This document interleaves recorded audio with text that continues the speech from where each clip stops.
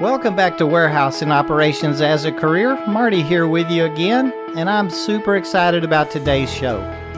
We'll have a couple of ladies on the phone with us today from Belmar Integrated Logistics that can maybe help direct us to find that position we want, get that job, and set ourselves up in the most financially responsible way possible. Oh, I saw a caption on Facebook this week that read, "Success. It's all in your hands." I think I've mentioned the podcast before. It's Unlocking the Secret to Living Rich. Anyway, that caption on her page kind of, it reached out and grabbed me. We talk about our responsibilities as applicants and employees quite a bit here at WAOC, and the more people that we visit with, the more I'm learning just how important we are to our own success. I think once we think about it, it'll help us project ourselves within the way that we want to be seen by our hiring agent or employer. Anyway, I kind of jumped off topic again. I'll get back to today's introductions. Sharon is a sourcing specialist recruiting for the light industrial positions in the warehouse fields, and Michele is a benefits coordinator assisting the new associates through the maze of benefits companies may offer or participate in, and helping us understand them so we can make informed decisions. I'm looking forward to them both sharing a few of their thoughts and opinions with us here today. Sharon, welcome to WAOC, ma'am. Hello. How are you, sir? So Sharon, tell us a little bit about yourself. I hear you're a bit of a worldly traveler and speak 3 languages fluently. How did you get into the recruiting field, and in particular, into filling those warehouse or light industrial positions? I started making my way to recruiting with my 2 previous positions. One position required for me to recruit for my monthly evaluation, and the other position required more recruiting since I needed to keep the production going.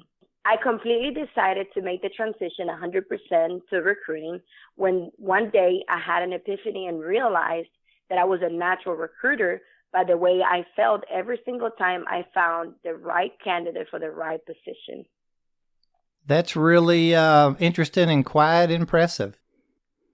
Michele, this is actually your second visit with us here at WAOC, I believe. Didn't you help us out with a few questions once before? I think we were visiting an outdoor job fair Belmar had put together back in July. So welcome back to you. Why, thank you. It's nice to be here. Now, Michele, your title is Benefits Coordinator, and I understand you're an independent supplemental agent and a self-published author and already working on a second book now. I bet us ops guys can keep you busy with all of our day-to-day questions or questions from our significant others. I assume you really enjoy the intricacies of insurance and benefits? Yes, I love what I do. Insurance has changed so much over the last few years and continues to change. It is hard to keep up for most people, and it's my job to help them receive the best coverage that fits their needs. Very interesting. You know, we here at WAOC, we talk a lot about our resumes, the phone interview, and how to really prepare ourselves for that face-to-face interview. We've done several episodes on just those subjects, and we really try and stress their importance and what we should, as applicants, do to prepare for them. If you've missed those previous shows, try and check some of them out. We tried to walk through the process from like A to Z. Personally, I believe the initial company orientation is an important part, maybe the most important part to any new job. It's where we learn the do's and don't policies of our new employer and have the opportunity to take advantage of any benefits that may be being offered. And I feel we should take advantage of everything that's discussed, most importantly to ask questions to understand what we're signing, whether we're declining it or signing up for something. So Sharon, our groups talk quite a bit about the importance of our resumes and the phone interview that we're hoping to get from them. Can you give us some examples on what we need to include in our resume and how we should conduct ourselves on that phone interview? What do you look for? Resumes are a huge factor during the job search journey. The resume should scream who you are and everything that you may have under the belt, meaning all of your experience with very good details. The agent reviewing your resume should find your entire work history, every equipment you can operate, and every system as well. You should provide even the name or brand and color when it applies. The frequently mistakes during a phone interview are the following: eating while on the phone, noisy backgrounds. Some of us don't think it's appropriate to ask, give me a moment to step aside, but it is.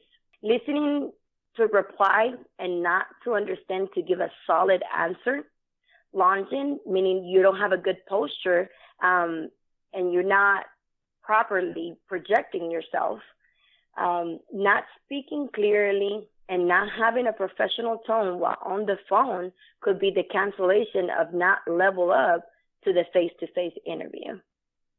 Those are really good points, Sharon. I've never even thought about the distracted conversation, eating or just kind of treating it like a phone call. Those are really good points. We've talked about the importance of being prepared for that face-to-face interview. What do we need to bring with us, both physically, like paperwork, and even mentally? What do you want to see and feel from us? Perfect. I love that question. When we're preparing for the face-to-face interview at home, we should stand in front of the mirror and ask ourselves, are you hired? And be sure to ask yourself as well, will I hire myself? By asking yourself these questions, you might find few things that need a little touch, such as, is my hair ready for work? Does this hat or beanie look appropriate for work? Are my pants without a belt okay? Is my skirt too short? Once you correct these little things, you can make a huge first impression to the agent interviewing you, since they will be picturing you giving a good representation of the company, them, and yourself as well. I'll say you have a copy of your resume, even if you've already emailed one. It shows your interest of making sure they have every single detail about you and your work history. I think most of us, when we go for a job interview as well, should do a little research of the company and the position we are applying for in order to build good rapport during the interview. Those are really good points, Sharon. We only get that one chance to make a good first impression, don't we? Indeed. Michele, we as new associates, are we just in too big of a hurry, or maybe just excited we've been hired on to focus and pay attention with our orientation? I hear from recruiters all the time, it's hard to get individuals to sit down and listen to all the information that's really being offered. And why do you think that is? I think people hear all the insurance controversy in the media, and in turn, either they don't want anything to do with it, or they're under the impression that it won't help them anyway. Those are very good thoughts. I guess we all do listen to the news, and we can be swayed one way or the other. As applicants, we could be looking, really needing a job. Maybe we've been out of work for a while. It's understandable we'll approach you and try to sell you on the facts that, we're fast learners, or give me a chance and I'll show you how good I can be, things like that. Sharon, can you share why this just doesn't work under most circumstances? Yes, it really doesn't work. And it's very common when an individual is desperately seeking for a position, they use those lines. It is best to be as transparent as we can with a recruiter. Do not handle it as when you go buy a cash card, drive off the lot with no strings attached. A position goes along with everything in your resume and everything you discussed over the interviews. And if you are selected by your work history and your skills, they will for sure be under the impression you are not in need of any training. And this is something very important to keep in mind. By not being 100% transparent, you could be blocking yourself from a position that could have been better for you, or a training opportunity.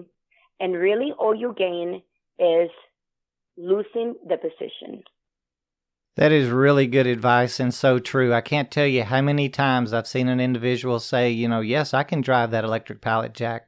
And then when they're taking their certification test, you can see immediately that they're just not ready for it, or even could be dangerous to themselves. That's really good advice.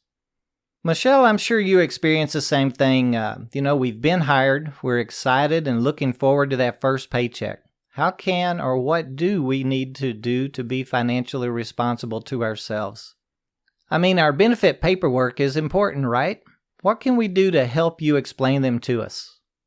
My advice would be, first, decide the level of coverage you need, whether it is just for you or your whole family, and have a list of questions ready if you're not sure. Secondly, think about how much money you can afford for premiums. Those are the two most important pieces that need to come together.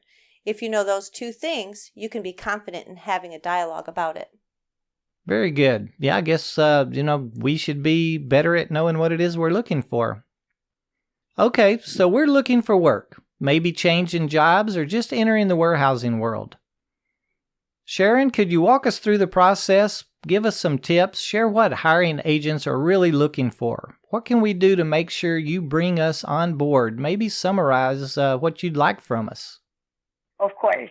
Entering the warehouse industry could be challenging depending on the understanding you may have of it, such as the entry level, the entry pay rate, training, and extra coaching opportunities to get you where you want to be. Understand your entry level and have very clear what you are desiring. For example, can I start in a position around the equipment that I need training and certification? And once I have it, we can work moving me to a position that I really desire. Things like, I am willing to work my way up. Can you help me? By handling such way, now it will be up on the recruiter to place you in the right position and communicate to a facility manager, supervisor of what your goals really are and how they can help you on your career path. Very good. I love hearing people use the planning word and goals. If we plan well, we can just continue taking the next step and the next step and the next step. Sharon, any parting words of wisdom for us today? Have you held back one more secret to our success? It should not be a secret, and it's something that I always ask. Have you set for yourself SMART career goals? I say SMART because your goals should be specific, measurable, achievable, realistic, and timely. And my advice is to never be afraid of making that big decision of changing your job for a career. Very good. Michele, how about you sharing that one secret that you use to calm us down that allows us to focus and think responsibly about our future and the growth where benefits are concerned? A secret that I would want to share is don't be afraid to ask what a company has to offer you.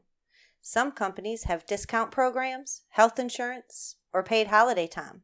Also, pay attention to the names and phone numbers of your human resources, benefits, payroll departments. Very good. Those are really important numbers to keep with us at all times. Ladies, I really want to thank you for calling in and visiting with us today. I learned a lot and appreciate you taking the time for our group here at WAOC. We love learning from those in the know on all these subjects and value all of our guests' thoughts and opinions. Maybe we could get you both to stop in again and share some more of this information with us sometime. I'd love to do that. Yes, sir, most definitely. And a thank you to all of you out there listening in with us each week. If you're a recruiter or hiring agent and would like to share your thoughts with our group, or a listener with a topic you'd like us to talk about, please email us at host@warehouseandoperationsasacareer.com. And don't forget, we'd appreciate a quick follow and like on both Twitter and Facebook feeds where we can be found. Use the little @ Warehouse and Ops 24/7, 365. Until next week, think of our responsibilities with our job. We owe it to ourselves and our families. And of course, one of our biggest responsibilities is practicing, sharing, and following all safety practices.